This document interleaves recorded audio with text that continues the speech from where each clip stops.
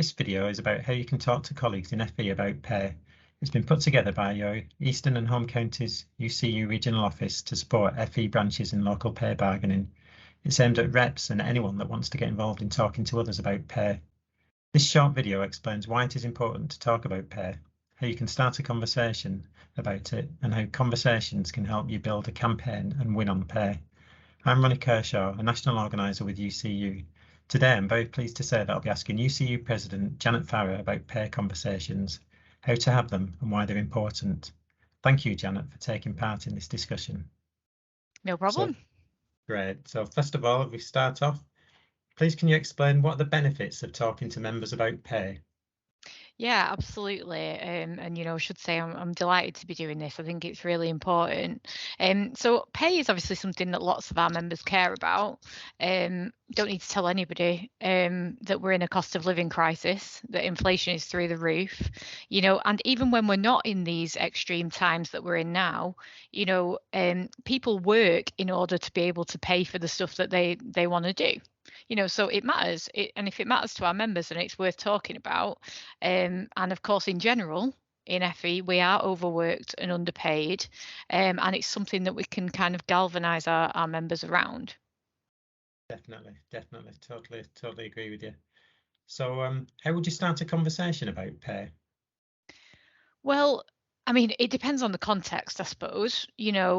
Some kind of branch officers or reps might find it easier to kind of prepare something in advance and really think about what they want to say and then maybe present it at a meeting. That is a conversation about pay. But I think what we want to focus on today is the power of one-on-one conversations.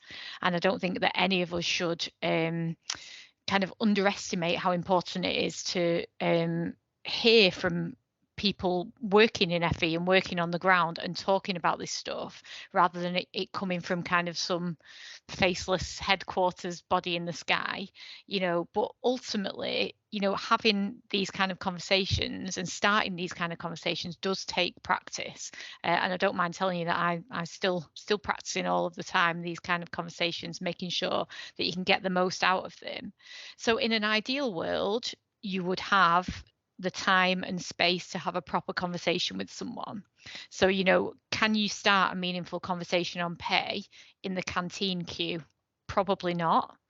But that's not to say that a member wouldn't mention something about pay or, knowing that you're a UCU officer or whatever you are, in that kind of context. And, one way to kind of think about it being a more suitable scenario would be to say something like, I'd really like to pick up this conversation. Are you free later this afternoon or are you free tomorrow? Maybe we could have a brew or whatever. But ultimately, in terms of starting these conversations, it can be planned or it might be reactive to something that a member says to you in a situation that you're not expecting. Just take the opportunity would be the main thing that I would say. Right, brilliant. So would you say there's a structure which would help guide the conversation? I mean, there is a structure that we can use to have the most effective conversation about pay. So I'm gonna attempt to explain that to you. But just to re-emphasize what I said earlier, it takes practice. So you're not going to get this kind of stuff right all of the time. I actually know UCU officers who have little post-its with different structured conversations on their laptop or the computer, so that if somebody telephones them, then they've got them there that they can have a look at them. The first thing that I would say is that language is incredibly important. So we don't want to get too obsessed over it. If you're a branch officer, you're going to be saying we to that member, because you are part of the same structure that is going to take on the employer. But really think about focusing on saying you, because ultimately we need members to understand and be committed to their own cause and not to see the union as something that is separate to them. For them to understand that the power really is in their collective hands, if you like. So you might start a conversation by asking them about what issues matter to them. And one of those issues, may well be about pay. And you can kind of think about maybe saying, if you would change 3 things about your employment, what would you change? So again, that's making them understand that actually they can make a change. Yeah. Um, so um, at some point in the conversation, if they think about things that they would want to change, we want them to understand that they can make that change and that being part of a union is part of the solution to whatever change they want to make. So this, as you can see, would cover lots of things, not just pay. It depends on whatever issues are going on in your workplaces. But it's about framing the choice, right? So if we don't do something, what do you think will happen? So if we don't take strike action, what do you think the employer will do on pay? And I think we all know the answer to that. They're not Yeah. going to be offering us really meaningful pay rises that match the cost of living if we're not fighting for them. If only they would. That it would make a lot of our lives a lot easier. So it's if you get objections from members, which you will, the barriers will be put in place. They will have concerns and worries. Don't dismiss those concerns. Be kind of positive about them sharing those concerns with you, but it's good to kind of try and take them back to the issue wherever you can. So asking questions that take them back to the issue, but really do listen. I think that's an important point because however well prepared you are in terms of doing a structured organizing conversation in whatever its form, a member will be able to they don't want to talk to a robot. Okay, so be yourself, share your own views by all means, but keep bringing it back to the member and back to the issue. And saying things that, like, I understand that you feel that way, in terms of kind of affirming their objections, but then can we move it so that they remember who's to blame, which is the employer? So, I understand that you feel that way now. It's incredibly frustrating that the employer won't come back to the negotiating table with us and we're having to take strike action, for example. Okay. So in some ways it depends on where the conversation goes, but there are certainly some kind of points that you can frame your conversation around. And the main thing I would say is sending that member away with an action, something to do, whether that is to speak to another member about pay, whether that's to get back in touch with you in 2 days time to talk about standing as a rep themselves, or whatever it is. It's good for you to send them away with an action. So just kind of in summary, because I've said quite a lot in answer to that, Ronnie, so apologies, but listening to the member, asking them about their own issues, refocusing it and reframing it so they understand that the employer is to blame and that the union is the solution. Brilliant. Some great points there about structuring an organising conversation. Thank you. We need to encourage members to get involved in their pay campaign. As you know, members need to feel that change is possible.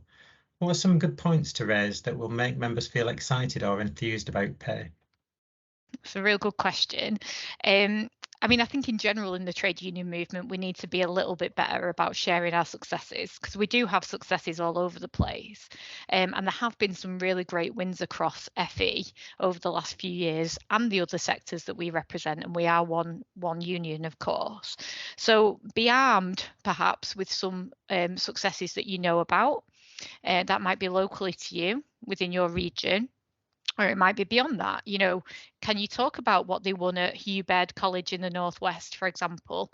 And if you're not sure about any of these, you can find them on our website, on the FE news section. They'll talk you through some of those wins. So you might want to have a couple of those in your armory there. But I suppose the main argument in terms of enthusing people at this point is, if not now, when? Because ultimately we are in a serious cost of living crisis. We are in something that I feared I would never see in my lifetime, which is a period of time, a moment whereby people are feeling positive about trade unions, even people who would not naturally sit within the kind of trade union kind of bubble, if you like. And from an FE point of view, our employers have had a big increase in FE funding, the biggest in over a decade. And it's something that we can kind of take forward together. So I guess if you're not going to get enthused by that particular moment, then you're probably never going to get enthused. Yeah, definitely. Yeah, now's the time. Now's the time to get involved, definitely. So how do you get members to feel ownership of their pair campaign is the next question, please. Now that is key. So I've kind of referred to this a little bit earlier. That is exactly what we want to do. But we want members to understand that the power is in their hands and that the campaigns belong to them and that the union is them. It's not somebody else.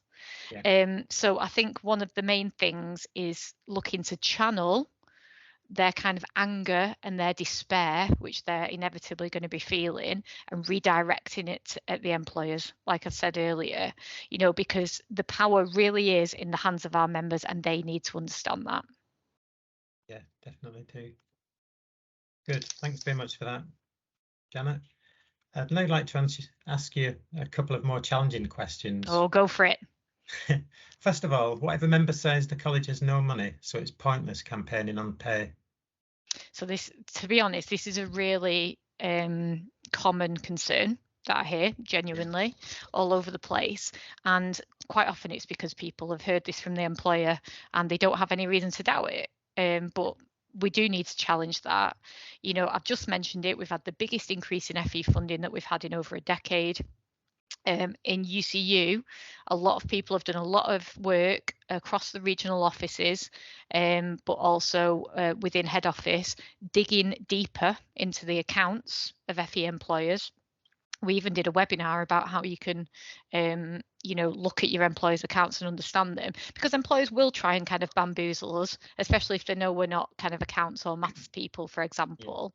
And actually, just as an aside, if you do have an accounts or a maths person as a member, which I'm sure lots of you will, use them. That's a really great way for them to get involved. But ultimately, some colleges do have more money than others. That is a fact. But there are plenty of colleges that have money in reserves or who are pleading poverty, but then, spending the money in ways that we would consider not to be responsible. So if you have absolutely no money for staff pay, but you've just spent X amount on a new shiny building that no one actually wants or needs, then that is about priorities. It's not about lack of money. And we have seen in the past that when we push employers, either when we threaten industrial action or when we take industrial action, suddenly the magic money tree appears and the money is found.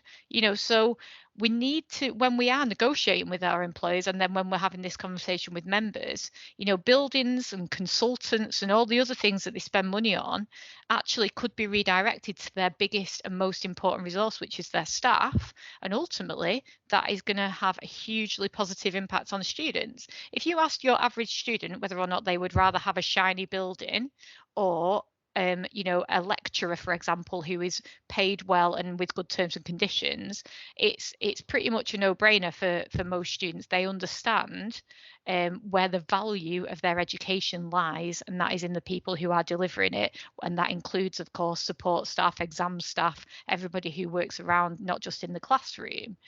The other big kind of thing in our sector is the use of agency staff and casualised staff, and although it's great that we have people who are on casual contracts within our union, what we really ultimately want is for those people to be brought in-house and be on proper contracts and permanent contracts and contracts with the terms and conditions of the rest of their colleagues. So the amount of money that is frankly wasted on having those people work through an external agency rather than bringing them into the college is not a good use of public money.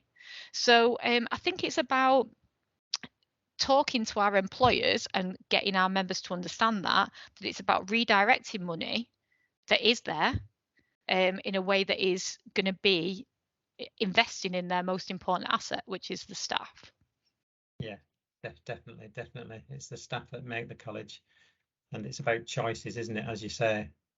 So we need those choices to be different. Exactly. Just ask you one more challenging question. If a colleague said that the branch wasn't strong enough to win a decent pay rise, what would you say to that? Yeah, that's not an easy question either.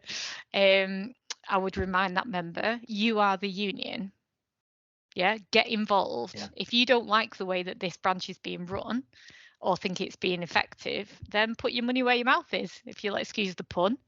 You know, the bigger the numbers that we have of members, the more activists that we have, the more power we have, the more leverage we have with the employers. It's as simple as that. There is a role for every single person to play in the branch in an FE college.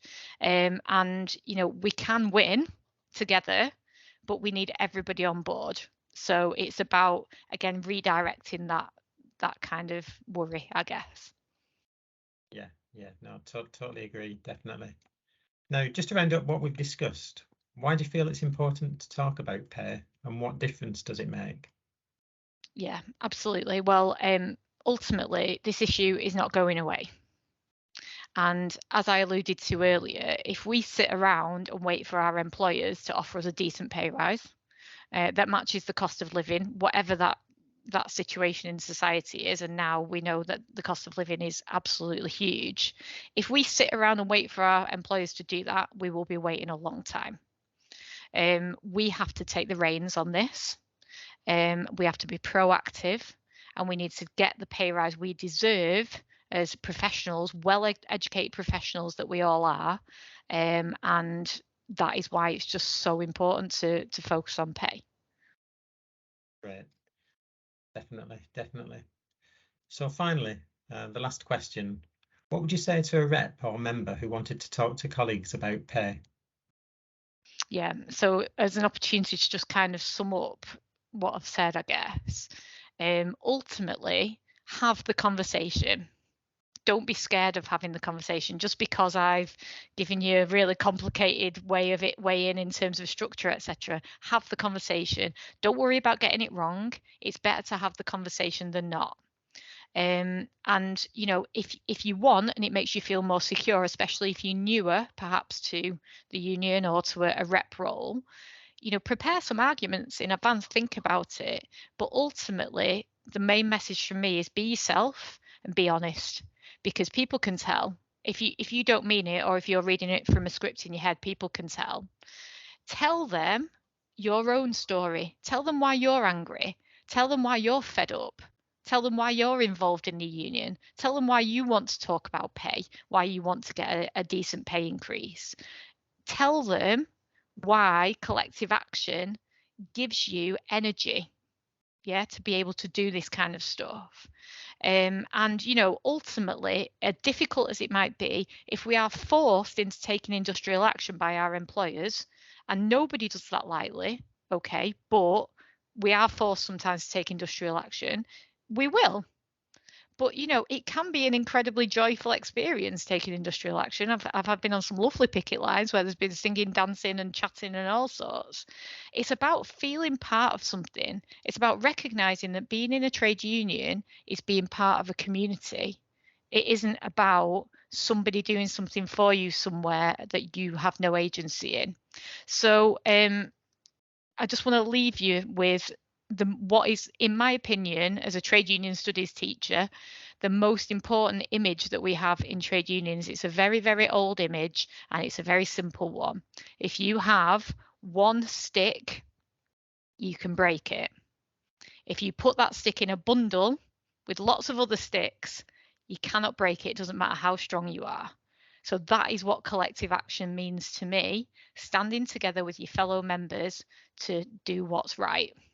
That's been great, Janet. I'm sure you've inspired reps and members to start conversations with colleagues about pay by showing they make a real difference to help build a local pay campaign. Thank you for discussing this with me. Thanks, Ronnie. Cheers.